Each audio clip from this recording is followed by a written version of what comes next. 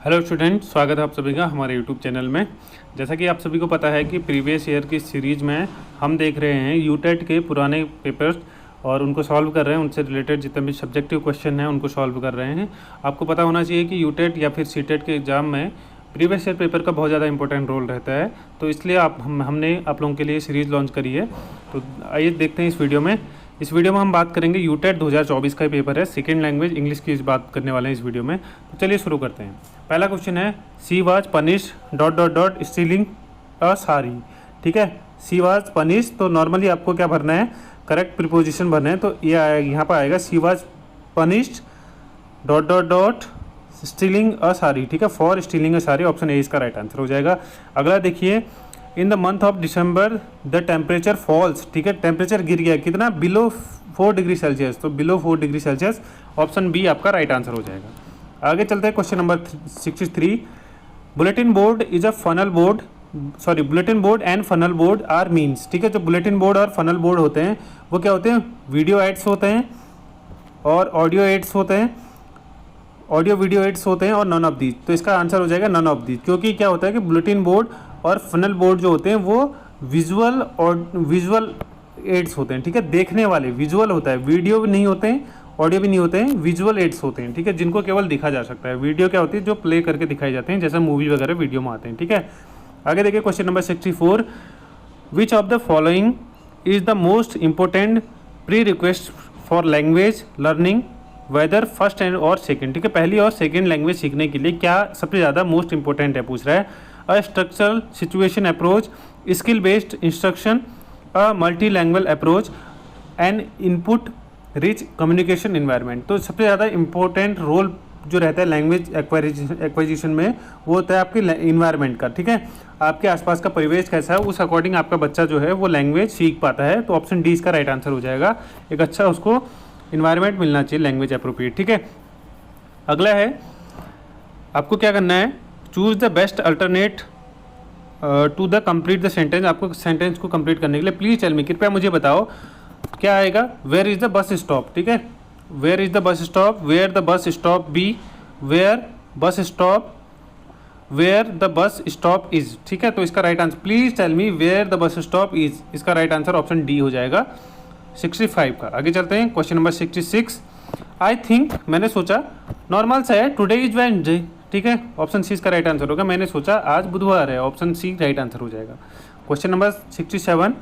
Either the mother और the daughter made this pudding. ठीक है, अब देखिए, आइदर द मदर, या तो माँ ने या उसकी बेटी ने, सिंगुलर वर्ब है तो इसके साथ हैज आता है, तो ऑप्शन बी इसका राइट आंसर हो जाएगा, हैज मेड दिस पुडिंग। ठीक है, और वॉज या वर्ब में से क्यों नहीं आया, क्योंकि ये है आपका प्रेजेंट का टेंस। ठीक है, प्रेजेंट टेंस में आपको हैज या हैव में से एक यूज़ करना होता है, जबकि अगर वो पास्ट में होता तो आपको क्या वॉज या वर्ब में से एक लगाना होता है। ठीक है, तो has made this pudding, option B इसका राइट आंसर हो जाएगा 67 का। आगे चलते हैं 68। 1/3 of the work dot left incomplete. ठीक है, तो इसका राइट आंसर हो जाएगा वॉज आएगा। ठीक है, 1/3 काम अभी बचा हुआ था। ठीक है, 1/3 of the work was left incomplete, 1/3 काम अभी बचा हुआ था, ऑप्शन बी इसका राइट आंसर हो जाएगा वॉज। आगे चलिए क्वेश्चन नंबर 89। अब इसमें क्या है, एडियम एंड फ्रेजेस का मीनिंग आपको बताना है। Merry as a cricket. ठीक है, एडियम फ्रेजेस हैं, तो इसका जो मीनिंग होता है, merry as a cricketer, to be care free. ठीक है, जो केयर फ्री होते हैं उसको कहा जाता है मैरी एज ए क्रिकेट। ठीक है, क्रिकेटर नहीं, क्रिकेट है। आगे चलिए, which of the word is not synonym of distress. ठीक है, डिस्ट्रीज का आपको सिनोनिम क्या होता है, पर्यायवाची कौन सा नहीं है, पूछ रहा है। तो एफ्लेक्शन, ग्रीव एंड मिसरी ये इसके पर्यायवाची हैं। तो कंटेनमेंट आ जाएगा आपका, ऑप्शन ए राइट आंसर हो जाएगा, कंटेनमेंट। ठीक है, आगे चलिए क्वेश्चन नंबर 71। अब आपको ये पैराग्राफ पढ़ना है, पैराग्राफ पढ़ने के बाद इसके आंसर देने हैं।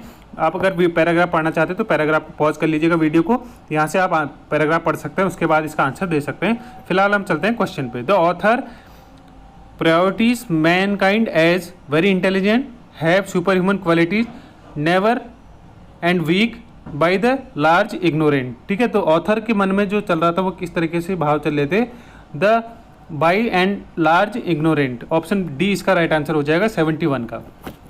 आगे चलिए question number 72। The author is an favour of drawing conclusion on the basis of, drawing के कंक्लूजन के बेसिस पे क्यों था वो, क्योंकि एम्पैथिकल एविडेंस थे उसके, ठीक है, एम्पेरिकल एविडेंस थे उस चीज़ से, किसके, drawing conclusion on the basis of empirical evidence, evidence के बेसिस पे वो चीज़ बात कर रहा था। आगे चलिए, according to the author unicorn and salamanders, author के अकॉर्डिंग यूनिकॉर्न और सैलेमेंडर्स क्या थे, exist in the past but now have become existence, are invisible, never realize, exist, have cause strange story to be written about them. तो इसका right answer हो जाएगा never realize exist, ठीक है। अब आपको यहाँ पर देखोगे, अगर आपको यहाँ पर पैराग्राफ में ही मिल जाएगा, देखिए क्या है, अगर आपको लास्ट के 3 लाइन देखोगे, 4 लाइन देखोगे, the new writer all about the unicorn and salamanders, not on the off them but it necessary to avoid domestic statement about them because he had never seen one of them. Last line देखोगे तो यहाँ पर साफ साफ दिख रहा है he had never seen of them, उसमें से उसने कभी नहीं देखा था उस चीज़ को। तो इसका राइट आंसर हो जाएगा क्या, never really existed, option C इसका राइट आंसर हो जाएगा 73 का। आगे चलिए question number 74, the author implies that hedgehog eat black beetles, hedgehog does not really eat black beetles, he is writing a book about hedgehog, he has never seen a hedgehog eating beetles, ठीक है। अब देखिए यहाँ पर देखोगे, अगर आप यहाँ पर, तो आई बिलीव से स्टार्ट करना, I believe my self that hedgehog eat black beetles, उससे लगता है कि ब्लैक बेटल्स hedgehog खाते हैं, because I have been told they to do, ठीक है, मैंने ये बात करते हुए सुना है। If I was writing a book, यदि मैं एक बुक लिख रहा हूँ on the habits of hedgehog, I should not commit, ठीक है। अब आपको यहाँ से समझ में आएगा, लास्ट में आई शुड नॉट कमिट, मैं कभी कमिट नहीं करूँगा क्या, my self until I have seen one every one enjoying this diet, ठीक है, मैं तब तक कमिट नहीं करूँगा जब तक मैं उसे इंजॉय करते हुए नहीं देखूंगा उस डाइट को। तो इसका जो राइट आंसर हो जाएगा 74 का, ऑप्शन डी होगा, ही had never scene A hedgehog eating battles, ठीक है, क्योंकि वो कह रहा है कि मैं तब तक उस चीज़ के लिए कमिट नहीं करूँगा जब तक मैं उस चीज़ को देख नहीं लेता हूँ। ऑप्शन डी इसका राइट आंसर हो जाएगा।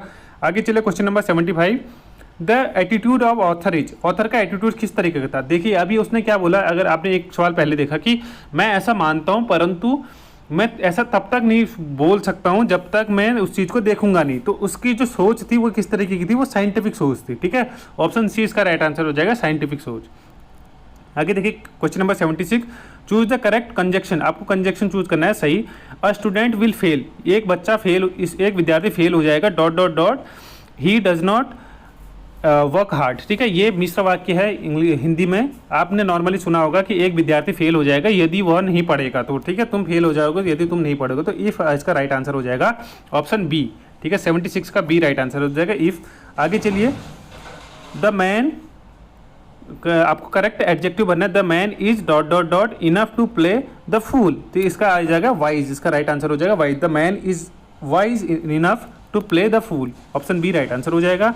A test of listening comprehensive is a test of refractive skill, ठीक है, जो लिसनिंग स्किल आती है वो आपका रिफ्रैक्टिव स्किल के अंतर्गत आती है, ऑप्शन ए इसका राइट आंसर हो जाएगा। 4 स्किल होती हैं, 2 आपकी रिफ्रैक्टिव स्किल और 2 प्रोडक्टिव स्किल के अंतर्गत आती हैं, तो लिसनिंग फिलहाल के लिए रिफ्रैक्टिव स्किल के अंतर्गत आता है, ऑप्शन ए इसका राइट आंसर हो जाएगा, ठीक है। आगे चलिए question number 79, teaching of pros includes, ठीक है, प्रोज टीचिंग किसके अंतर्गत आती है, स्टोरी, बायोग्राफी, ऐसे, ऑल ऑफ दीज ये सभी के अंतर्गत आती है, ऑप्शन डी इसका राइट आंसर हो जाएगा। आगे चलिए, one of the following is not kind of reading, ठीक है, इनमें से पढ़ने का प्रकार नहीं है, loud reading, silent reading, descriptive reading और सप्लीमेंट्री रीडिंग, इसका जो राइट आंसर है सप्लीमेंट्री रीडिंग प्रकार नहीं है, सॉरी डिस्क्रिप्टिव रीडिंग जो है प्रकार नहीं है, डिस्क्रिप्टिव राइटिंग होता है, ठीक है, डिस्क्रिप्टिव राइटिंग होता है ना कि रीडिंग, लाउड रीडिंग होती है, साइलेंट रीडिंग होती है, सप्लीमेंट्री रीडिंग होती है, डिस्क्रिप्टिव राइटिंग होती है, ठीक है। आगे चलिए, lexical meaning of a word is, ठीक है, lexical meaning of a word is, इसका राइट आंसर हो जाएगा as one given in the dictionary, ठीक है, ऑप्शन सी इसका राइट आंसर हो जाएगा, as one given in the dictionary, lexical का मीनिंग होता है, ठीक है, जो डिक्शनरी में दिया गया हो। आगे देखिए, When I reached the station, I found Radha dot dot dot for me.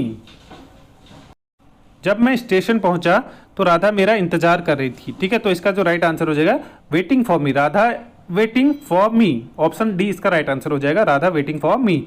आगे चलिए, you had better dot dot dot nothing, you have better से नथिंग, ऑप्शन सी इसका राइट आंसर हो जाएगा, यू हैड बेटर से nothing. ठीक है, option सी बिल्कुल राइट आंसर है आपका।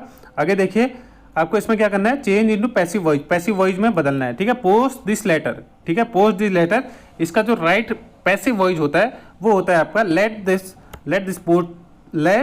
This letter be posted, option C इसका राइट आंसर है, let this letter be posted.